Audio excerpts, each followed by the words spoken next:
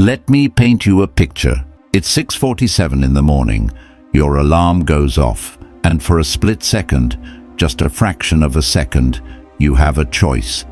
You can hit snooze, pull the covers over your head, scroll Instagram for 45 minutes looking at other people living their lives, or you can do something different. But here's the thing nobody tells you. That split second, that tiny invisible moment between the alarm and your decision, that's not just a choice about sleep. That is a vote for who you are, a vote for the kind of man or woman you're becoming. Every single day you are either building yourself up or slowly, quietly, painfully dismantling yourself. And most people don't even notice it's happening. Now, I want to ask you something, and I need you to be honest with yourself because nobody's watching. When was the last time you felt genuinely in control of your life? Not just going through the motions, not just surviving the week, but actually, deeply, solidly in control. Like the direction of your life was something you chose, not something that just happened to you. For most people, that feeling is rare, fleeting, like something they used to have, or something they've been promised they'll have once they get the promotion, once they find the relationship, once they lose the weight, once they finally have enough money. But what if I told you that that feeling, that groundedness, that unshakable calm, that quiet confidence isn't waiting at the end of something, it's a practice. And it's been documented, tested and proven for over 2,000 years. What I'm about to walk you through isn't a motivational speech. I don't do that. This is a deep dive into 11 habits that the ancient Stoics didn't just preach, they lived. Soldiers used them on battlefields. Emperors used them running empires. Slaves used them to maintain their dignity when they had nothing else.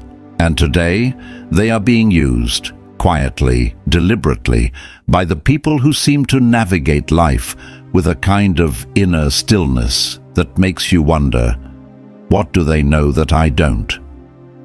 Now you're going to find out. Stick with me for all 11. Each one builds on the last. And by the end of this, I promise you, you will look at your daily life completely differently.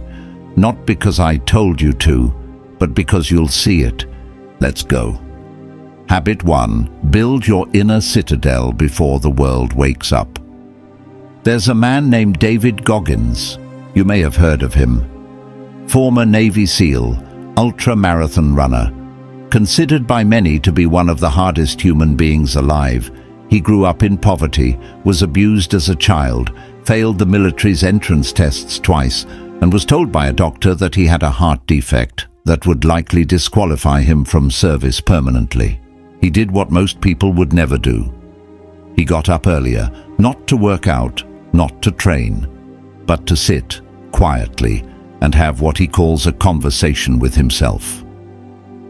Every single morning before the noise of the world started, he would sit with the uncomfortable truth of where he was and deliberately build the mental image of where he was going. What Goggins was doing, without knowing the exact term, was practicing what the Stoics called building your inner citadel. Marcus Aurelius, Roman emperor, arguably the most powerful man alive during his reign, would wake before his household stirred. Not to read reports, not to check messages. He would journal, privately, honestly, brutally. His notes to himself, the ones he never intended for public eyes, became what we now call meditations, one of the most widely read philosophical texts in human history. And the first line of almost every entry was a form of self-examination, not self-criticism. Self-examination. There is a difference. Here's the practical reality. You do not need a Roman palace or a military background. You need 11 minutes. That's it. The moment you wake up, before your phone, before the news, before anyone else's agenda enters your mind, you take 11 minutes and you do 3 things. 1. You sit in silence for 3 minutes. No input, no music, no podcast, just silence. Your brain, which has been in a semi-conscious restorative state all night, is in what neuroscientists call a theta wave state for the first few minutes after waking. This is when your subconscious is most receptive. Filling that space with noise is like planting weeds before your seeds have a chance to take root. 2. You spend 4 minutes asking yourself one single question and writing down the answer. Not typing, writing. The question is, what is the one thing that, if I do it today, makes everything else easier or irrelevant? This is not a to-do list. This is clarity. This is prioritization at the deepest level. 3. You spend 4 minutes reading something that requires thought. Not a news headline, not a Reddit thread. Something that challenges you. A page of Marcus Aurelius, a chapter of Ryan Holiday, a passage of Viktor Frankl. You are feeding your mind before the world gets a chance to mess with it. 11 minutes. That's your inner citadel. That's your fortress. And here's what happens when you do this consistently. The external noise, the office politics, the social media arguments, the anxiety spiral at 2 p.m. It doesn't hit the same way, because you've already centered yourself. You've already chosen your frame for the day before the day chose one for you.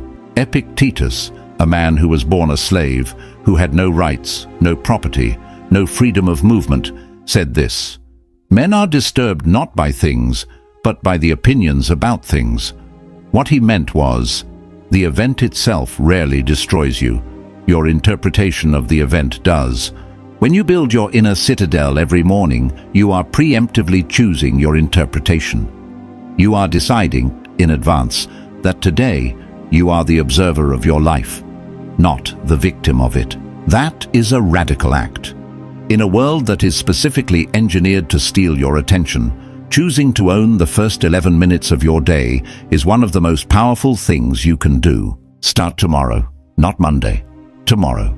Habit 2. Dress for the person you're becoming, not the person you have been. In 2012, a team of researchers at Northwestern University conducted an experiment.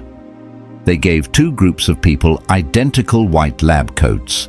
They told one group the coats belonged to doctors. They told the other group the coats belonged to painters. Then they gave both groups identical tasks requiring focus and precision. The doctor group outperformed the painter group significantly. Same coat, different story, different result. They called this phenomenon enclothed cognition. The clothes you wear don't just affect how others see you, they affect how you see yourself, and how you see yourself affects how you perform. This isn't vanity, this is neuroscience. Now, the Stoics had a complicated relationship with appearance. On one hand, Epictetus famously said that external things, wealth, beauty, social status, are not within our control and therefore should not be the source of our happiness. He was right about that. But Marcus Aurelius took a different view when it came to self-presentation as an act of intentionality. He believed that how you showed up, your posture, your bearing, the way you carried yourself, was a direct reflection of the respect you had for your own character. It wasn't about impressing others, it was about embodying your values visually. Think of it this way: if you value discipline, does your appearance reflect discipline? If you value strength, does the way you carry yourself communicate strength? If you value seriousness of purpose, does the way you present yourself to the world communicate that you take your purpose seriously? This isn't about spending money. Let me be very clear about that. This is about intentionality. There's a concept in behavioral psychology called identity-based habit formation, which James Clear popularized in Atomic Habits. The idea is this: instead of focusing on the outcome you want, focus on the identity you want to inhabit. And then ask, what would a person of that identity do? A person who respects themselves, gets up and dresses intentionally, even if they're working from home, even if no one is going to see them. Because the act of dressing with care is not for the audience, it's for the mirror. It's the signal you send to your own nervous system. I am someone who shows up properly. Start with the basics: clean clothes, good posture. And yes, posture is something you can control. Eye contact when you speak, a firm handshake, a measured, unhurried walk. These are not superficial things. They are the external language of your internal state. When you align your outer presentation with the person you're working to become, you close the gap between aspiration and identity. And that gap, that distance between who you are and who you believe yourself to be, is where most of your anxiety lives. Close the gap. Start with what you wear. Habit 3. Train your face to lead your brain. In 1988, social psychologist Fritz Strack conducted what became one of the most replicated and most debated experiments in psychology. He asked participants to hold a pen in their mouth in 2 ways. One group held it with their lips, preventing a smile. The other held it with their teeth, forcing a smile-like expression. Then both groups rated the funniness of cartoon strips. The group forced into a smile-like expression consistently rated the cartoons as funnier. They weren't happier because of a thought. They were happier because of a muscle movement in their face. This is the facial feedback hypothesis. And while it's been debated and refined over the years, the underlying neurological reality has held. The emotional signals don't just travel from brain to face. They travel from face to brain. The relationship is bidirectional. What this means for you is extraordinary. You do not have to wait to feel better before you start acting better. You can start acting better, including physically, and the feeling follows. James Stockdale was a United States Navy pilot who was shot down over Vietnam in 1965 and spent 7.5 years as a prisoner of war, most of it in solitary confinement, routinely tortured. He was the senior American officer in the Hanoi Hilton, one of the most brutal prison camps in modern history. He later said something that has stayed with philosophers, psychologists, and military leaders ever since. He said that the prisoners who didn't survive weren't the pessimists. They weren't even necessarily the weakest. They were, paradoxically, the optimists. The men who said, "We'll be out by Christmas." And then Christmas came, and they weren't out. Those men broke. Stockdale survived by practicing something deeply stoic. He accepted the brutal reality of his situation without letting that reality determine his internal state. He controlled what he could control. He maintained his bearing. He held himself together, not by pretending things were fine, but by refusing to let the external determine the internal. The composure on his face wasn't weakness, it was armor. Here is how this translates into your life, right now, today. The next time you feel stress rising, your manager sends a passive-aggressive email, someone cuts you off in traffic, you get unexpected bad news. Before you react, do this. Take one deliberate breath. Allow a slight, barely perceptible relaxation of your jaw, and choose your expression. Not a fake grin, not performed happiness, just composure. The deliberate act of not allowing your face to broadcast your distress to the room. Because your face is not just information for others, it is feedback for yourself. When you practice this, and it is a practice, it takes weeks to build the reflex. You will notice something remarkable. The emotional intensity of difficult moments begins to reduce, not because you're suppressing it, but because you've interrupted the feedback loop that amplifies it. Composure is not cold. It is not indifference. It is the conscious decision to remain the person you choose to be, even when the world is trying to make you someone you don't want to become. Habit 4. Master the art of the closed gate. When Marcus Aurelius became emperor, he made a decision that confused many of his advisors. He kept Lucius Verus, his co-emperor and adoptive brother, close in official matters, while very deliberately limiting his exposure to Lucius's private social circles, which were known for excess, indulgence, and moral laxity. Marcus was not unkind to Lucius. He was not dismissive or contemptuous. He continued to treat him with respect, shared power with him generously, and publicly supported him. But he understood something that most people take decades to figure out. You can care about someone and still protect yourself from the patterns they carry. He maintained what I call the closed gate, respectful, deliberate, firm. Here's an exercise that will be uncomfortable, but genuinely life-changing. Think about the 5 people you spend the most time with. Not the people you wish you spent time with, the people you actually consistently do. Now ask yourself honestly, after spending time with each of these people, do I generally feel more energized or less? Do I feel clearer or more confused? Do I feel more like myself or slightly less? This is not about judging people, it's about honest accounting. Your energy is finite, your attention is finite, time is finite, and every hour you spend in the company of someone who consistently drains your sense of self, even if they're someone you love, even if they mean well, is an hour you are not investing in becoming the person you are capable of becoming. The Stoics called this associating with those who will improve us. Epictetus was explicit. The company you keep has a direct effect on your character, not because people are bad influences necessarily, but because we are social creatures and we regulate our emotions, our ambitions, and our standards in relation to the people around us. You will, over time, become an average of the people you surround yourself with. Not metaphorically, neurologically.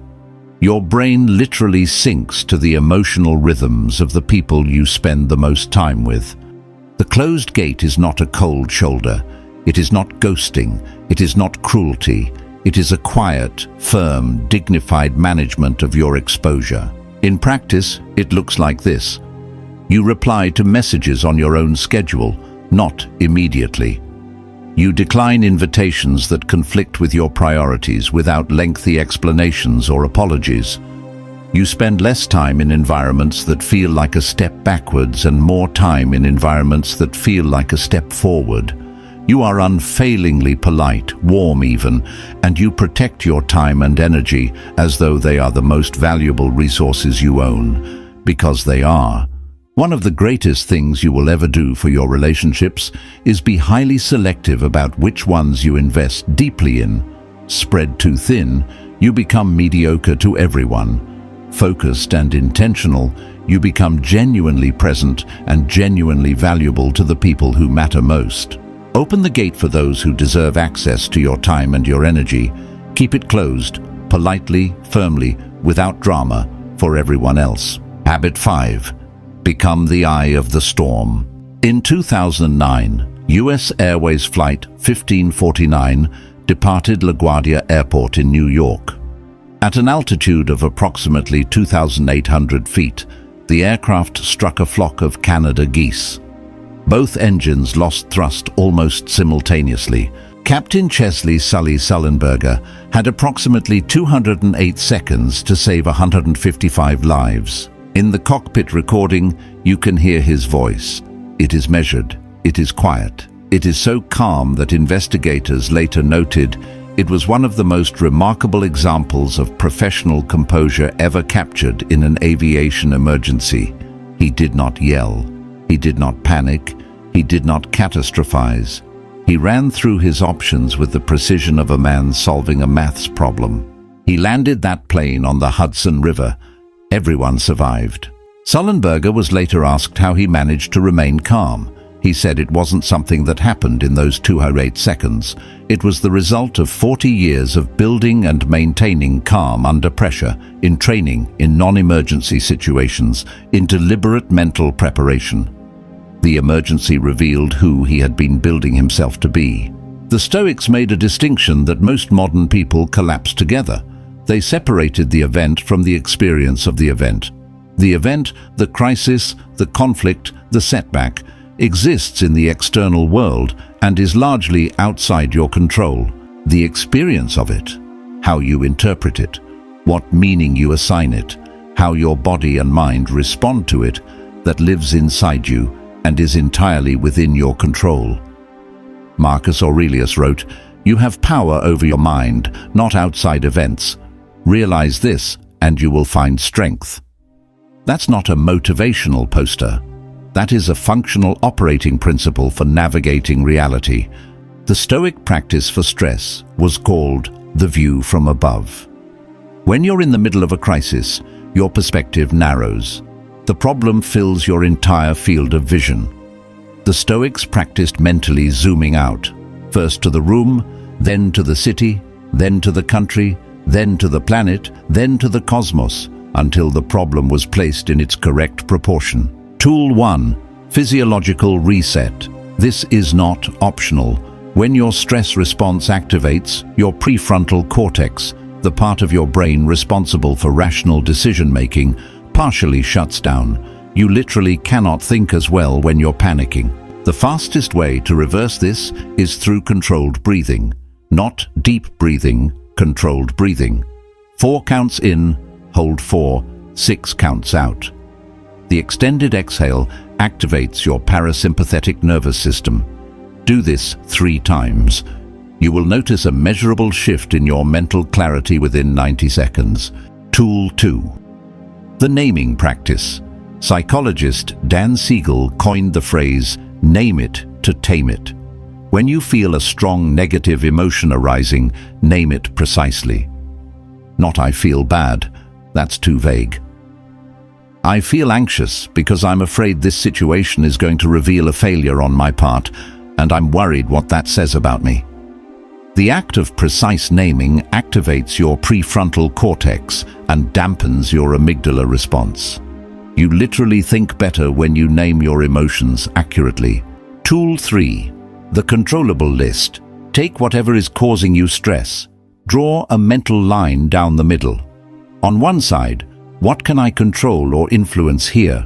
On the other, what is completely outside my control? Now, and this is the discipline, put your energy only into the left column. The right column gets 0, not a reduction, 0. This is not passivity, this is strategic focus, and it is the fastest route to effective action. The eye of the storm doesn't move, the chaos swirls around it. Your job is not to stop the storm, your job is to be the eye. Habit 6. Architect your own North Star. There's a psychological phenomenon called the default mode network. When your brain isn't actively focused on a task, it doesn't go quiet. It starts generating thoughts automatically, usually about yourself, your social relationships, your past and your future. And research consistently shows that this default mode is slightly negatively biased. Left to its own devices, your brain will tend toward worry, comparison, and a vague sense of dissatisfaction. This is not a flaw. It's an evolutionary adaptation. Brains that anticipated problems survived longer than brains that didn't. But it means that if you don't consciously give your mind a direction to move in, it will drift. And drift, compounded over years, becomes a life that feels like it happened to you rather than one you chose. Viktor Frankl spent 3 years in Nazi concentration camps, including Auschwitz. He lost his wife, his parents, his brother, and the manuscript of his life's work. He had every reason to collapse completely, but he observed something in the camps that changed his understanding of human psychology permanently. He noticed that the prisoners who survived the longest, and not just physically but psychologically, who maintained their humanity and dignity even in the most degrading conditions, were those who had a reason, a purpose, something that made the suffering meaningful in some frame, however small, a person they wanted to see again, a book they wanted to finish writing, a child they wanted to return to. He called this the will to meaning, and he concluded that a man can bear almost any how if he has a strong enough why. The Stoics called this living according to your logos, your reason, your guiding principle, your purpose. They believed that each person had a unique function, a role that was theirs to fulfill, and that the good life consisted of discovering that function and executing it with full commitment. Seneca, who was one of the wealthiest and most influential men in Rome, wrote frequently about the danger of spending your life pursuing things that other people told you were important. He wrote, "It is not that I am brave, but that I know the things which are not worth fearing, and the things which are." He was talking about the clarity that comes when you know what actually matters to you. Most people have never spent a single serious hour thinking about what they actually want from their life. Not what they're supposed to want, not what their parents wanted, not what their social group validates, but what they genuinely, uniquely want. And so they end up living borrowed lives. Here is a simple but unusually powerful exercise. Get a blank piece of paper. Write down, in 10 years, if I look back and feel deeply satisfied with how I lived, what would have had to be true? Not in terms of possessions or status, in terms of how you lived, what you contributed, who you became, what you stood for. Then write, what am I currently doing that moves me toward that version of my life? And what am I currently doing that moves me away from it? The gap between those two columns is where your architectural work begins. You cannot hit a target you cannot see. Your North Star isn't something you find, it's something you construct, deliberately, thoughtfully, and then you navigate toward it every single day, one decision at a time. Habit 7. Plant your flag and hold the line. In 1951, social psychologist Solomon Asch conducted one of the most disturbing experiments in the history of psychology. He put a subject in a room with a group of actors. They were all shown a series of lines and asked to identify which line matched a reference line in length. The answer was obvious, and the actors deliberately would give the wrong answer. Out loud, confidently. Over and over, ordinary people, knowing the correct answer, changed their answer to match the group, just to avoid standing out, just to avoid the social discomfort of disagreement, even when they knew they were right. 75% of participants conformed at least once. When asked afterwards why they changed their answer, many said they thought they must have been wrong, even though they weren't. This is not a story about weak people. This is a story about all people. The pressure to conform is one of the most powerful forces in human psychology, and if you are not actively, consciously resisting it, it is shaping your choices right now. Making your stand is not about being contrarian. It's not about arguing for the sake of it or making your identity synonymous with disagreement. The Stoics were very clear on this. Zeno of Citium, the founder of Stoic philosophy, was known for the quality of his listening before his speaking. He did not make his stand carelessly or impulsively. He considered, he evaluated. And then, when he had established what was true and what he believed, he held that position with remarkable stability. The distinction the Stoics made was between an opinion and a value. Opinions are negotiable. They should be updated when you receive new evidence. Values are not negotiable. They are the load-bearing walls of your character, and if you compromise them for social ease, you don't lose just your integrity. You lose your sense of self. And a person without a stable sense of self is extraordinarily vulnerable to manipulation, to depression, and to the kind of chronic low-level anxiety that comes from not knowing who you actually are. Write down, right now or tonight, 5 things that are non-negotiable in how you live. Not aspirational things, not things you wish were true. Things that are actually true. Things that you will not compromise, regardless of social pressure, regardless of financial incentive, regardless of who is in the room. Maybe it's honesty, maybe it's loyalty to the people you love, maybe it's the refusal to participate in cruelty of any kind, maybe it's your commitment to your own growth. Whatever they are, write them down, because the act of writing them creates a contract with yourself, and the next time you're in a situation where you feel the pressure to betray one of those values, and that situation will come, it always does, you'll have something to return to. Something that says, "This is who I am. This is where I stand." Epictetus said, "First say to yourself what you would be, and then do what you have to do." That sequence matters. Clarity of identity first, action second. When you know who you are, the decisions become easier. You don't have to deliberate in the moment. You've already decided. Plant your flag, and when the wind comes, and it will, hold the line. Habit 8. Sharpen the blade of wit. There's a common misunderstanding about Stoicism. People think it's serious, solemn, humorless, a philosophy of gritted teeth and furrowed brows. Then you actually read Seneca.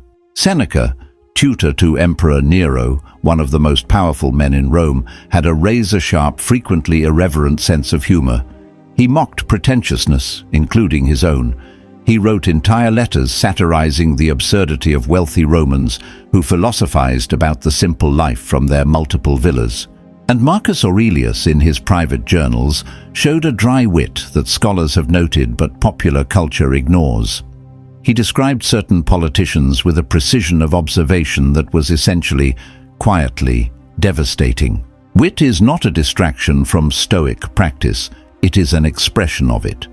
Because humor, real humor, not performance, requires the ability to see things clearly, to recognize the gap between what is and what is pretended, and to communicate that gap with precision and timing. That is fundamentally a Stoic skill. Research on psychological resilience consistently identifies humor as one of the strongest predictors of the ability to recover from adversity. Not the ability to make jokes, the ability to find something genuinely absurd or ironic in difficult situations. To see the gap between the seriousness with which we regard our problems and the actual scale of those problems in the context of a very large universe.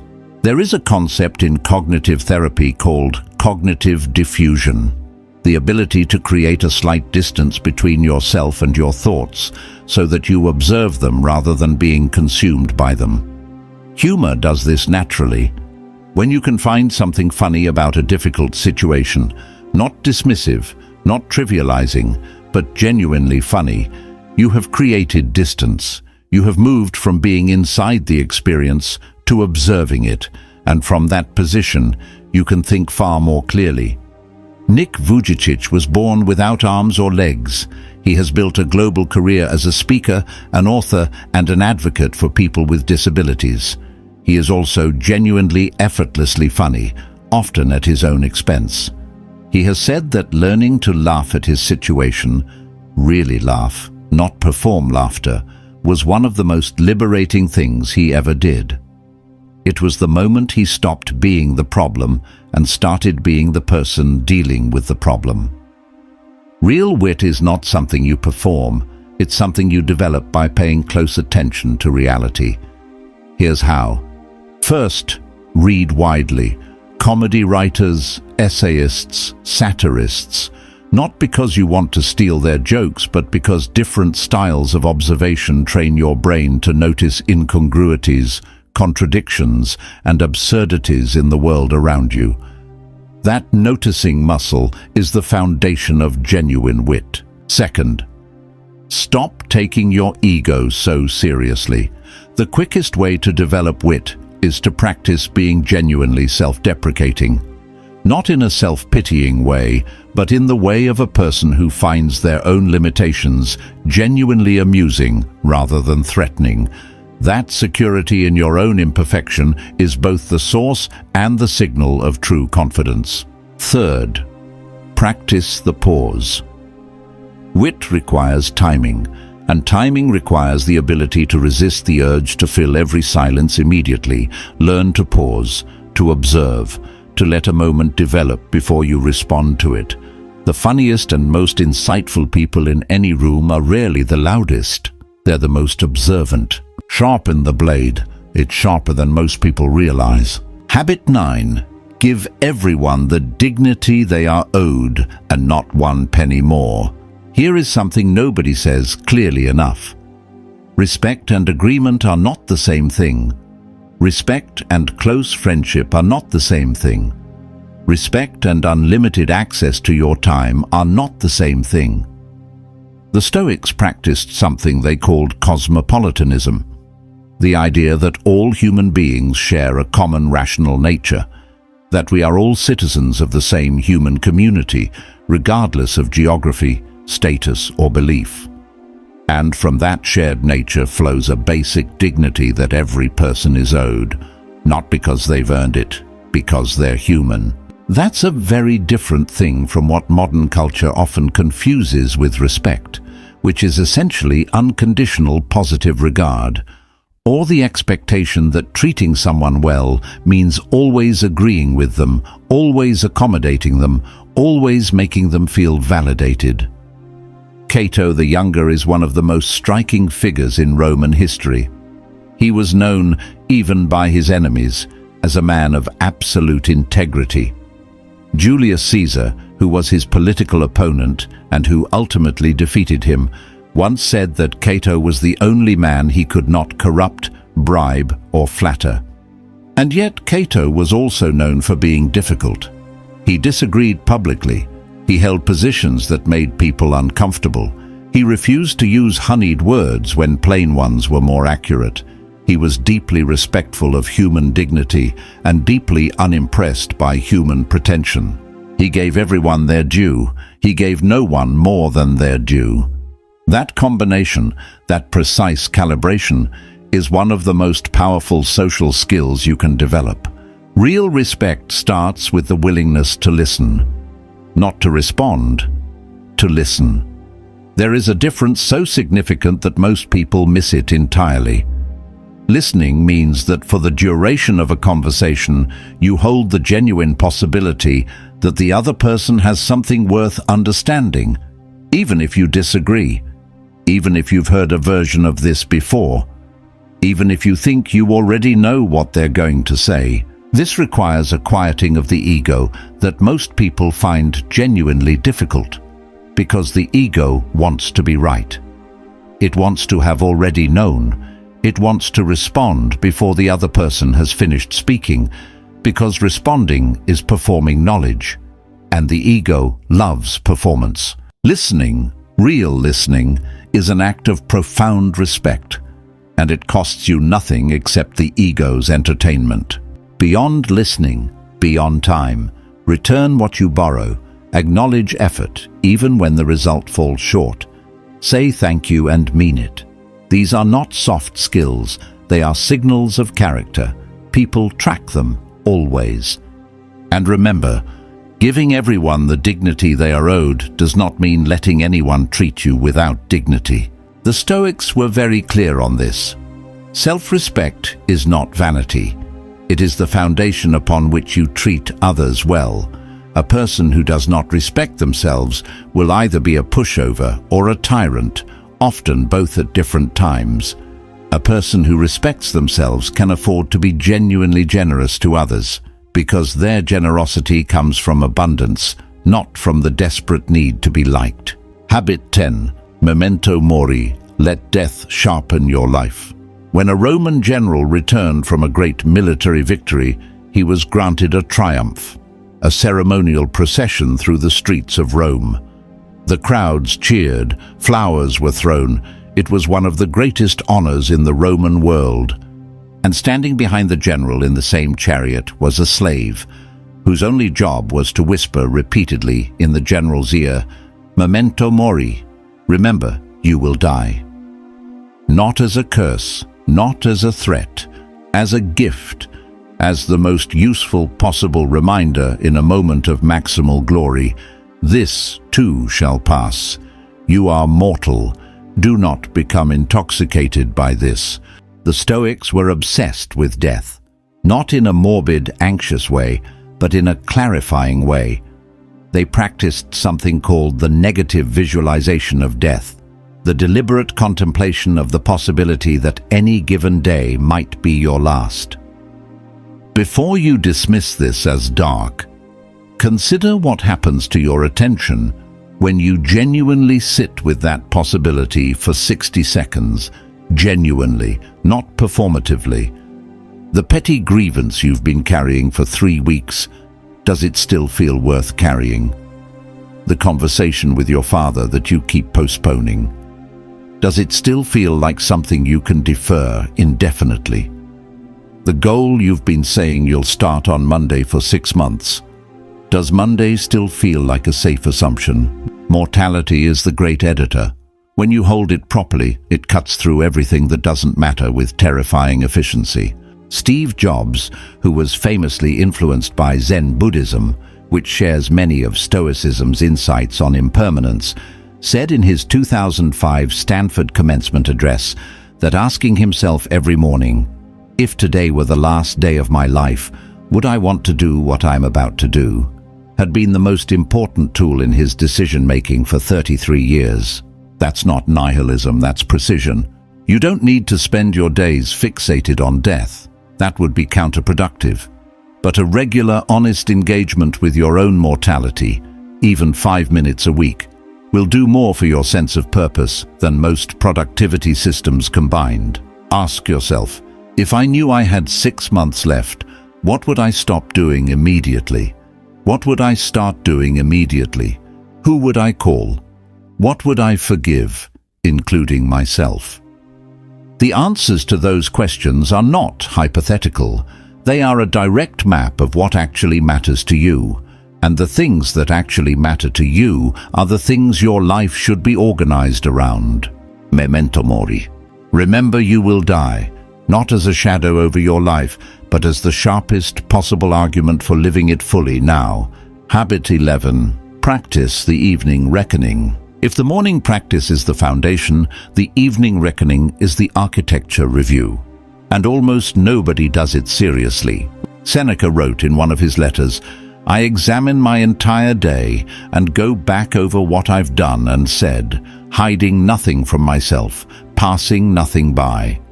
He did this every evening, without exception, not as an exercise in self-flagellation, but as what he called making peace with oneself. The Pythagoreans, whose tradition influenced early Stoic thought, had a specific protocol for this. They asked themselves 3 questions before sleep, every night. What did I do wrong today? What did I do right today? What could I have done better? 3 questions, in that order. The wrong first, not to punish yourself, but to ensure honest accounting. The right second, not as self-congratulation, but because learning from what worked is as important as learning from what didn't. The improvement third, as a forward-looking commitment, not a backward-looking verdict. Professor Timothy Wilson at the University of Virginia has studied what he calls the importance of personal narratives, the stories we tell ourselves about our days, our choices, and our character. His research consistently shows that people who engage in regular, structured self-reflection make better decisions over time. Not because they become perfect, but because they develop the habit of noticing the patterns in their own behavior. Most people are not aware of their patterns. They make the same mistake in the same type of situation repeatedly and experience it each time as though it's new and unexpected. Regular evening reflection breaks that cycle. It allows you to see yourself clearly enough to actually change. There's also a significant benefit to sleep. When you review your day before sleeping, consciously processing what happened rather than leaving it to your unconscious to work through chaotically during the night, you sleep better. Your brain has already done the emotional sorting. It doesn't need to use your sleep for that purpose. This doesn't require a lengthy journal. It doesn't require a specific format. It requires honesty and approximately 10 minutes. Tonight and every night this week, before you sleep, ask yourself 3 things. Where did I show up as the person I want to be today? Where did I fall short? And what specific, concrete thing will I do differently tomorrow? That last question is crucial. The reckoning is only as valuable as the adjustment it produces. An evening review that ends in self-criticism without forward commitment is not Stoic practice. It's rumination. The Stoics were not interested in guilt. They were interested in improvement. Close each day with honesty. Open each morning with intention. Do that consistently for 90 days and your life will not look the same. So here we are. 11 habits, not 11 ideas, 11 practices, things you can do, starting tomorrow morning, starting tonight actually, with the evening reckoning. Let me remind you what this is really about, because I want you to leave this video with the right frame. The Stoics were not interested in perfection. They were not claiming to have all the answers. Marcus Aurelius, the most powerful man in the world during his reign, wrote in his private journal about his own impatience, his own frustrations, his own failures to live up to the principles he believed in. Every single day he was trying. Every single day he fell short in some way. And every single day he tried again. That is the practice, not the achievement, the practice. You are not competing with anyone. You are not trying to become a different person. You are trying to become more fully the person that already exists inside you, underneath the conditioning, underneath the noise, underneath the fear of what other people think. These 11 habits are not a program. They're a compass. You don't follow a compass perfectly. You use it to find your direction when you get lost. And you will get lost. That's not failure. That's the human experience. The question is not whether you get lost, it's how quickly you find your way back. If you watched this entire video, congratulations. Not because you deserve a reward for that, but because you made a choice today to invest 3 hours in your own development rather than spending those 3 hours on something that would have left you exactly where you started. That choice matters. Don't underestimate it. Now the question is, what happens next? Tell me in the comments, which one of these 11 habits hit you the hardest? Which one are you going to start tonight? I read every comment. I want to know. And if this was worth your time, share it with one person who you think needs to hear it. Not for my numbers, because you actually think it would help them. That's the only reason that matters. Until the next one, stay grounded, stay sharp, and remember, you are always building something. Make sure you're building something worth standing in. Take care of yourselves.